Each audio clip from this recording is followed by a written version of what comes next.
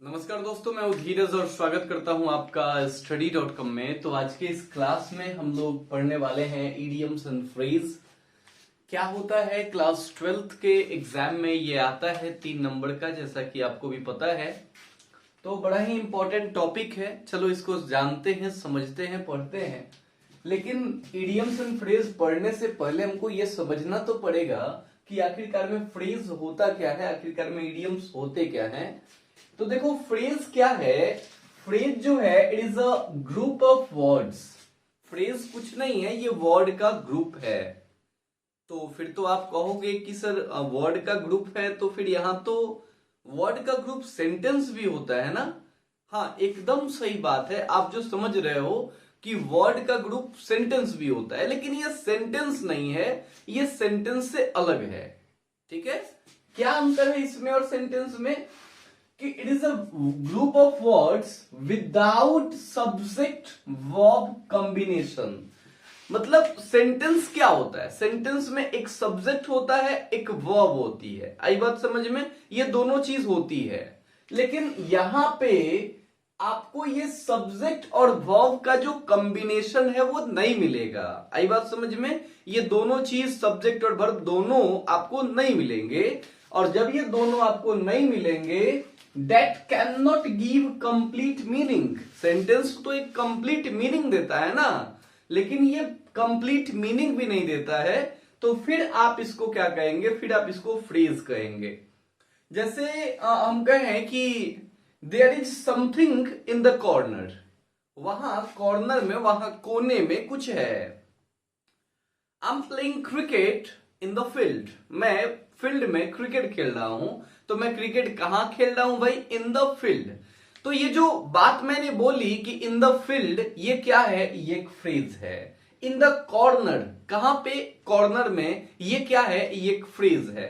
On the table, there is my mobile on the table. Okay, या फिर my mobile is on the table.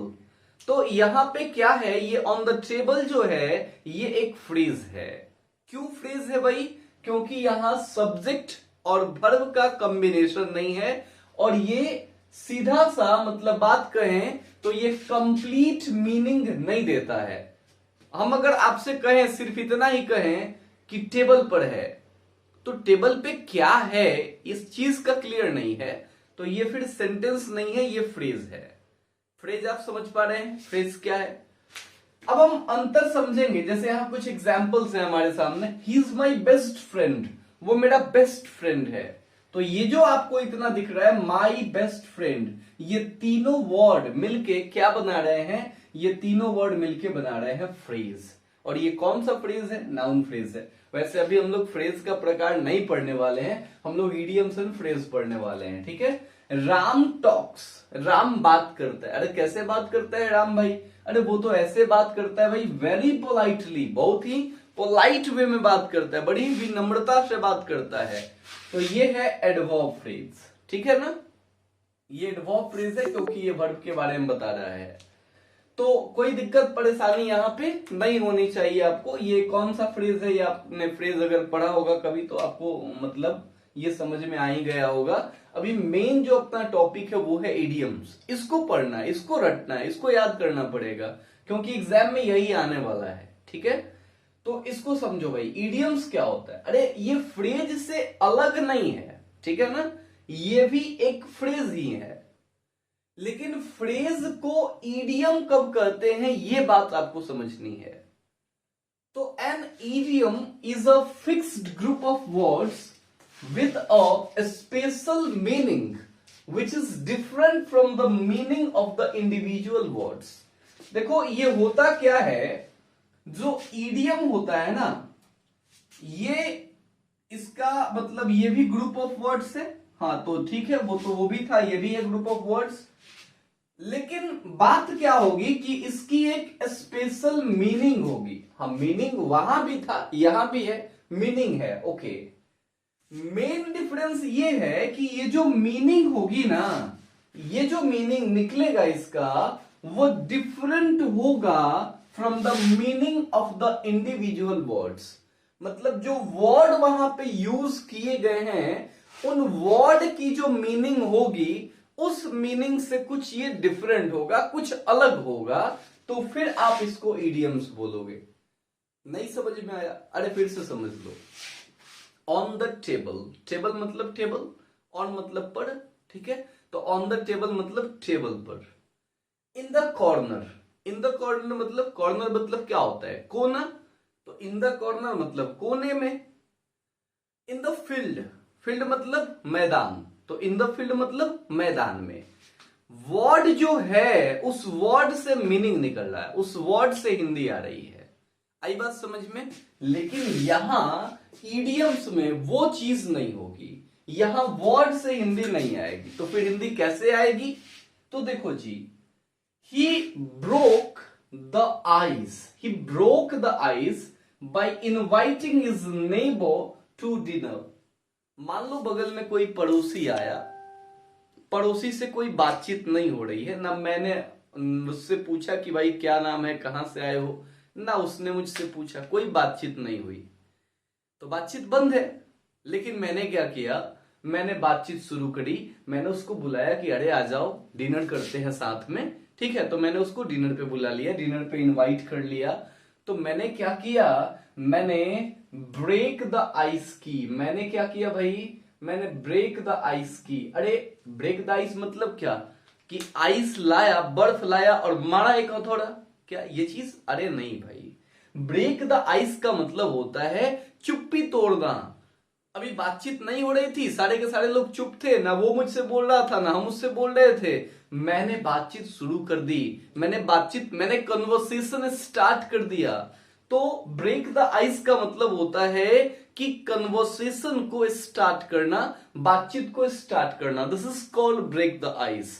तो he broke the ice by inviting his neighbour to the dinner. Okay, तो आप समझ रहे होंगे कि ये क्या है, what is this? This is an idiom. Okay, ये एक ईडियम है। ईडियम समझ में आ गया? भाई देखो, ईडियम्स के साथ दिक्कत क्या है कि ये इनकी मीनिंग स्पेशल है, वर्ड से तो हिंदी आ नहीं रही है। ब्रेक मतलब होता है तोड़ना, आइस मतलब होता है बर्फ, लेकिन ब्रेक द आइस का मतलब होता है चुप्पी तोड़ना, बातचीत नहीं हो रही तो बातचीत शुरू कर लेना, इसको बोलते हैं ब्रेक द आइस।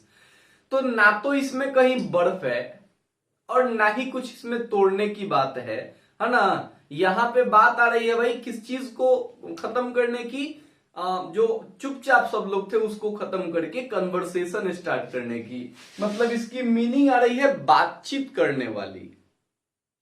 तो इडियम वही होता है कि जिसकी मीनिंग आपको याद करनी पड़ती है या थोड़ी बहुत आप गेस कर सकते हो, ठीक है ना? बाकी कोई कुछ इसमें ऐसा कुछ मैजिक नहीं है ना? और इसकी कोई कमी भी नहीं है। आप एक चीज समझो, जैसे हम लोग हिंदी में मुहावरा पढ़ते हैं ना, अरे 9-2-11 हो गया, सिंपल सी बात है। श्री गणेश किया मैंने आज इस चीज का। तो जैसे आप हिंदी में मुहावरा पढ़ते हो, सेम वे है, ये सेम चीज है। क्या 9-2-11 का मतलब यही होता है कि 9 और 2 11 हो गए, यही मतलब होता है? अरे नहीं होता है ना। तो उसी तरीके से जैसे उसकी मीनिंग आपने रट ली है, 9-2-11 होना, श्री गणेश करना, जैसे वो आपने याद कर लिया है, रट लिया है, वैसे ही इसको भी याद करना पड़ेगा, इसको भी समझना पड़ेगा, इसको भी प्रैक्टिस करनी पड़ेगी, और फिर ये हो जाएगा और आपके एग्जाम में 3 मार्क्स पक्के होंगे। देखो एक चीज को ध्यान रखो, ये इतना इंपॉर्टेंट टॉपिक है कि आप किसी भी लेवल के एग्जाम में जाते हो, चाहे आप एसएससी दे दो, आप एनडीए जाके दे आओ, आप एयरफोर्स दे दो, नेवी दे दो, आप कुछ भी दे दो, बैंकिंग दे दो, हर वो एग्जाम जहां अंग्रेजी पूछी जाती है उस जगह पे आपको ये चैप्टर जरूर देखने को मिलेगा, और यहां से 3-4 नंबर के क्वेश्चन जरूर देखने को मिलेंगे। इसलिए ये बहुत इंपॉर्टेंट है। ओके, और इसको पढ़ना पड़ेगा। तो चलो भाई शुरू करते हैं सीरीज को, और ओके मिलते हैं फिर अगले वीडियो में। तब तक के लिए धन्यवाद। ओके, और अगले वीडियो में हम जब आएंगे तो फिर आपको इडियम्स एंड फ्रेज लिखवाना शुरू करेंगे। ओके।